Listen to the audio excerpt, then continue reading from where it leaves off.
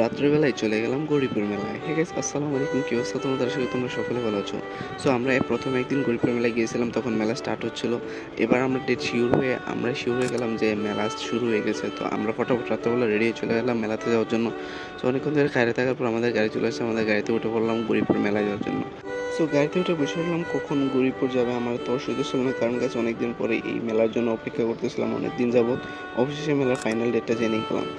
So গাড়িতে video shoot করতে করতে আমরা পৌঁছে গেলাম গরিপুর মোড়ে। এই হচ্ছে গরিপুর মোড় গাইস, তোমরা তো কম বেশি সকলে চিনে থাকবে। এটা হচ্ছে কুমিল্লার অনেক বড় একটি বাজার গরিপুর। সো এখান থেকে আমাদের আবার রিক্সা নিতে হবে, কারণ আমাদের গাড়ি ওই পর্যন্ত যাবে না। এখান থেকে আমরা একটা রিক্সা নিয়ে নিলাম অ্যান্ড রিক্সা দিয়ে ভিডিও করতে করতে চলে গেলাম গরিপুর মেলার কাছাকাছি। এই হচ্ছে মেলার ফাইনাল লুক। সো গাইস, অবশেষে মেলাতে পৌঁছে গেলাম, অনেক ভালো লাগতেছে, কারণ আমার একটা ইচ্ছা ছিল মেলাতে আসার। তো এখানে আইসে দেখতে পারলাম মেলার অনেক বড় গেট। এটা আগে কখনো দেখি নাই গাইস। এ হচ্ছে অনেক সুন্দর টিকিট করেছে আমাদের গরিবপুর মেলায়, বাণিজ্য মেলায়। সো আমরা টিকিট কাউন্টার থেকে টিকিট কেটে নিলাম, তিনজনে তিনটা, কারণ মেলাতে ঢুকতে হলে টিকিট দিয়ে ঢুকতে হবে, কারণ গেছে এটা হচ্ছে অনেক বড় একটি মেলা।